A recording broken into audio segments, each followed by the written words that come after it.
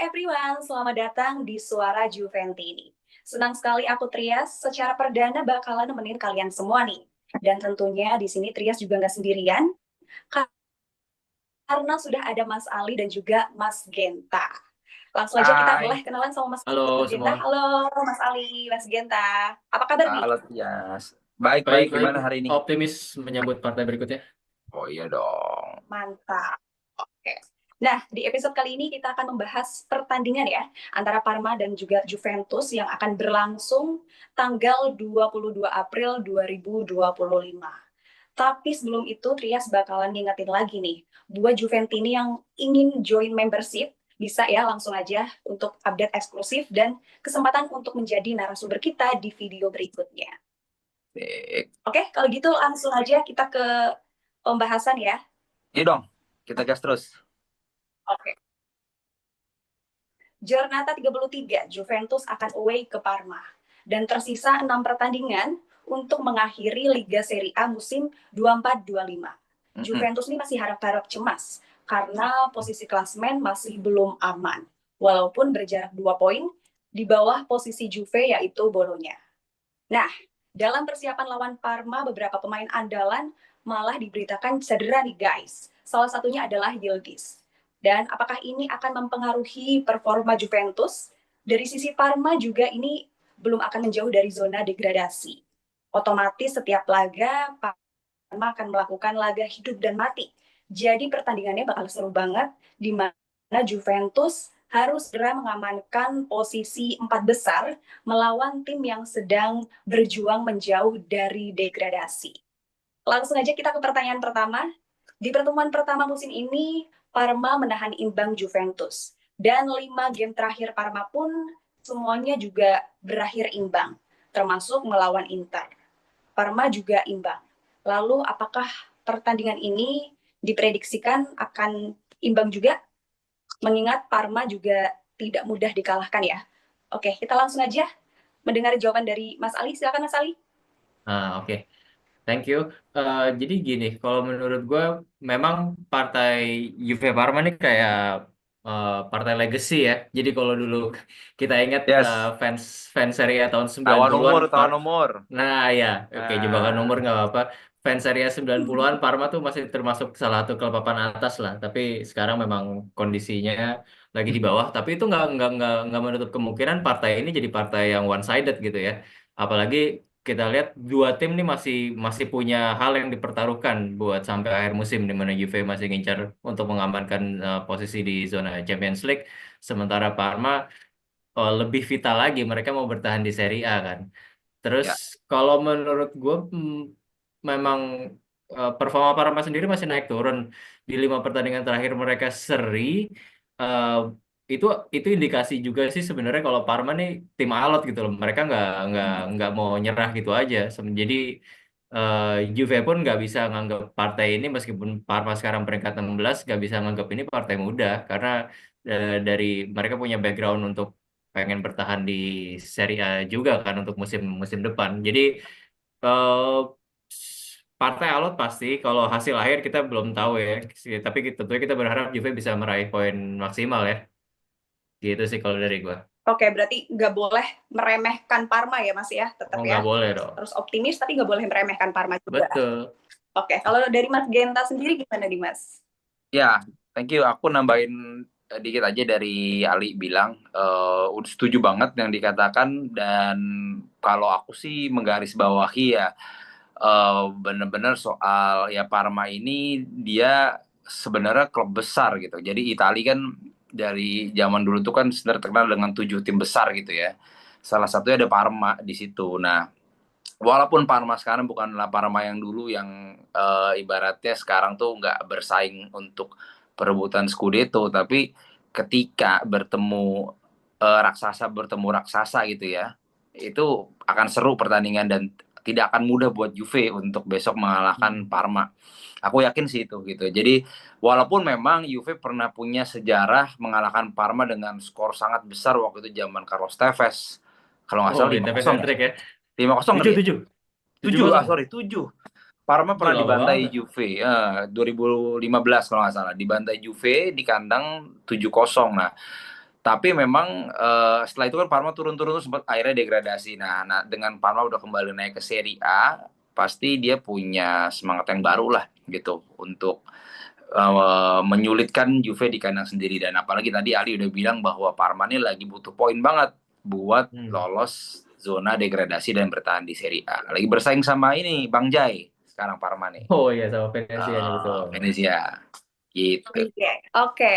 Dan menurut catatan statistik Understat, Parma menduduki rank 1 di Serie A dalam hal membiarkan lawan menguasai bola. Apakah ini membuat Juve memiliki peluang besar untuk menang? Silakan Mas Genta.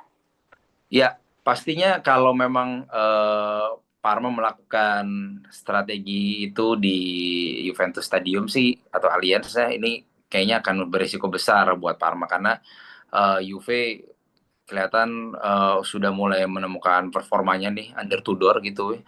Dan 3 match Juve dan kemarin sudah dilalui, kemudian Lecce kemarin ya. Terus sekarang Parma, nanti Monza kalau nggak salah habis ini sebenarnya ditargetkan 9 poin gitu untuk Juve. Jadi memang sangat berbahaya kalau memang misalnya Parma membiarkan Juve untuk memegang ball position sepanjang pertandingan itu karena sangat berpeluang besar untuk menang di atas 2 gol takutnya. Jadi kalaupun memang misalnya membiarkan Juve ball position, Parma harus tanda kutip memperkuat pertahanannya dengan berlapis sih. Gitu. Kayaknya sih seperti itu ya. Karena posisi sekarang Parma tuh benar-benar di bawah banget gitu, udah mau degradasi. Jadi menurutku sih agak beresiko kalau dia mencoba mengambil permainan sih memang. Jadi mungkin menunggu dengan membiarkan lawan memegang bola itu walaupun beresiko tapi ya mungkin akan dilakukan tapi dengan syarat pertahanan berlapis. Oke, kalau dari Mas Ali sendiri gimana nih Mas? Nah, kalau gue justru lebih pengen nge-highlight dari sisi Juve-nya. Jadi meskipun Parma ini mereka dari statistik terlihat kalau Parma ini suka sitting deep, ini justru kan seperti kayak memancing Juve untuk constant pressure terus kill the game. Tapi kita kita perlu ingat juga kalau dari 3 pertandingan pertama di bawah Tudor, salah satu quote unquote penyakitnya Juve itu masalah fisik gitu loh. Jadi ketika mereka menguasai permainan dari awal, tapi nggak bisa kill the game dengan 2 atau 3 gol secepatnya, itu ada resiko di mana di akhir-akhir pertandingan bisa kecolongan gitu loh. Kemarin lawan Lecce kita sempat agak kebakaran kan di akhir sempat kebobolan yang mana pada akhirnya Tudor revert back. Oke, kita masukin back si Savona lah sampai akhir buat mengamankan. Nah, kondisi fisik yang belum cukup untuk memainkan high intensity football selama 90 menit ini perlu diwaspadai juga sih oleh Juve. Jadi memang sebisa mungkin harusnya Juve bisa dengan tipe permainan Parma seperti ini harus bisa mengusahakan kill the game seenggaknya sampai 60 menit lah. Jadi setelah itu mainnya bisa nyaman. Karena kalau enggak ini justru bisa jadi bumerang buat Juve sendiri. Karena Parma tipe mainnya selain sitting deep, mereka juga pasti mengandalkan counter attack gitu. Oke, masalah fisik ya yang jadi catatan ya Mas ya berarti ya. Ya betul, harus bisa manfaatin permainan sebaik mungkin. Nah, seperti yang udah disebutin Trias tadi, dari 3 pertandingan, Juve-nya Tudor sudah berjalan ya, dan Yildiz menjadi main karakter yang menciptakan 2 gol dari pertandingan yang ada. Dan apakah cedera dari Yildiz akan mempengaruhi sayap gedor dari Juventus? Atau siapa nih menurut para narasumber ya yang paling ideal untuk menggantikan posisi Yildiz? Kalau dari Mas Ali, gimana nih tanggapannya? Pasti ya, pasti cederanya Yildiz berpengaruh banget ya, karena dari 3 pertandingan pertama, yaitu tadi protagonis utamanya Yildiz, dan kita sama-sama tahu kalau pemain muda bernomor punggung 10 ini memang jadi outlet utama kreasi peluang Juve ya, apalagi di sepertiga lapangan akhir. Karena ya dari stok main Juve di sisi penyerangan memang kita bisa lihat nggak ada yang sekreatif Yildiz saat ini. Pasti mempengaruhi performa Juve, tapi seenggaknya ketika Yildiz absen, kita masih punya beberapa cadangan yang masih bisa apa ya, difungsikan lah. Kita masih punya eh Kolomuani, meskipun dia posisi aslinya nomor 9, tapi kan dia dia bisa dimainin jadi second striker. Mungkin mungkin bukan bukan kayak gelandang serang murni kayak Yildiz, tapi seenggaknya bisa link up ke Vlahovic. Nah, Betul. lalu kita juga masih punya Nico Gonzalez, kan juga sebenarnya meskipun 3 pertandingan awal dari Tudor dimainin jadi eh, apa ya, semi-semi gelandang kanan, tapi kan dia posisi aslinya kan sebenarnya winger kan. Hmm. Nah, Nico Gonzalez sama paling wildcardnya ya si Chico Conceição ya, masih yang sayangnya di bawah Tudor ini masih jarang banget dimainin. Ya pasti absennya Yildiz berpengaruh lah ya, tapi semoga eh, backupnya bisa perform lah. Ya, setuju banget. Oke. Nah, kalau Mas Genta setuju sama Mas Ali? Atau mungkin ada pandangan Oh, lain? setuju banget. Tambahan dikitnya, ya ini kan lawannya lagi-lagi bukan meremehkan Parma ya, tapi ya pada faktanya peringkatnya dengan Juve cukup jauh. Jadi ketika Yildiz nggak main, sebenarnya masih bisa tanda kutip Daya Gedor itu digantikan perannya oleh pemain lain, walaupun mereka mempunyai style bermain tidak sama dengan Yildiz. Dan pastinya buat pemain-pemain yang menggantikan Yildiz nanti bakal menjadi motivasi khusus ya, karena mungkin mereka pede gitu dengan lawannya, ibaratnya secara peringkat di bawah Juve terus main di kandang, mesti jadi motivasi lebih buat pemain yang nanti menggantikan perannya Yildiz. Itu aja sih. Oke. Mm-mm. Kalau formasi dan starting 11 yang akan disiapkan dalam menghadapi Parma, menurut Mas Ali sendiri gimana nih? Terus prediksi skornya berapa? Kalau formasi starting 11 kayaknya untuk kiper dan back masih sama seperti pertandingan-pertandingan sebelumnya. Oh ya, formasi kayaknya sih bakal sama ya, 3-4-2-1.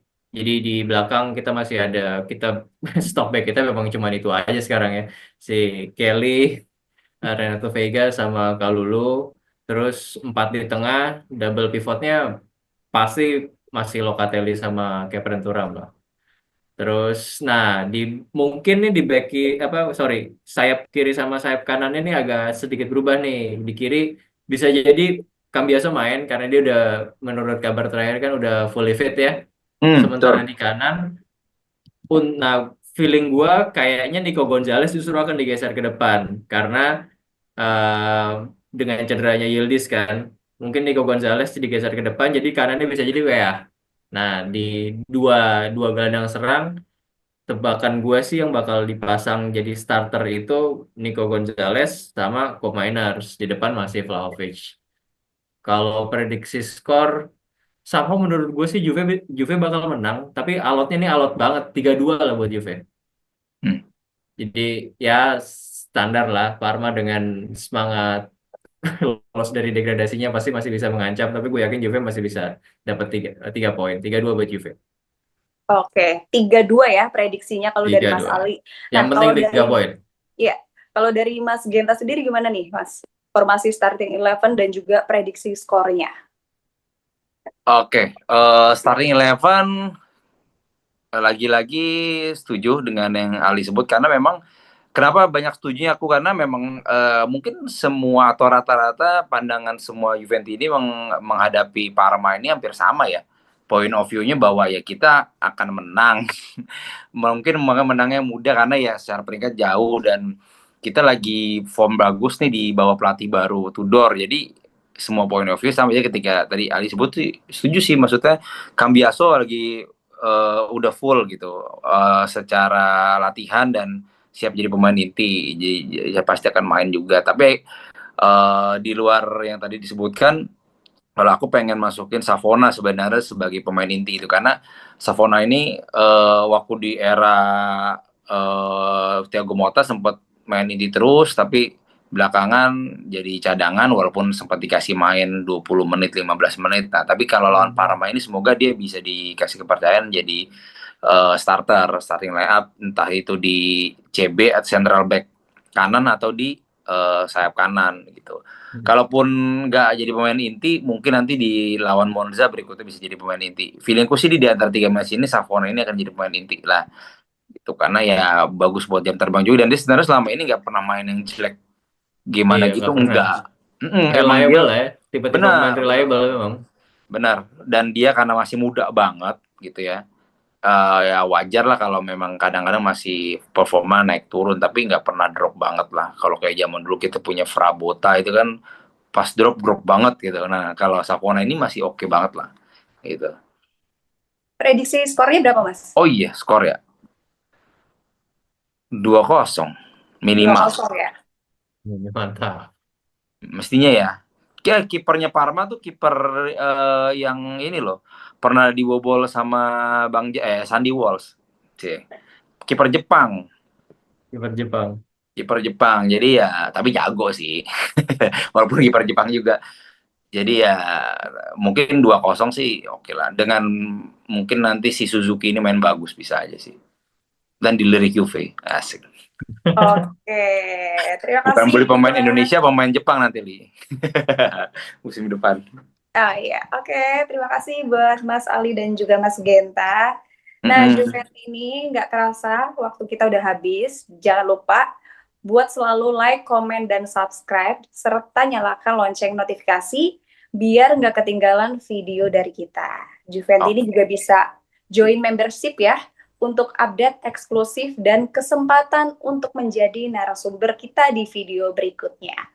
Terima kasih sudah nonton kita dari awal. Thank you juga buat para narasumber yang sudah meluangkan waktunya. Thank you ya. Oke. Take care. Kita tutup. Thank you. Oke. Mas Ali, thank you, Ri.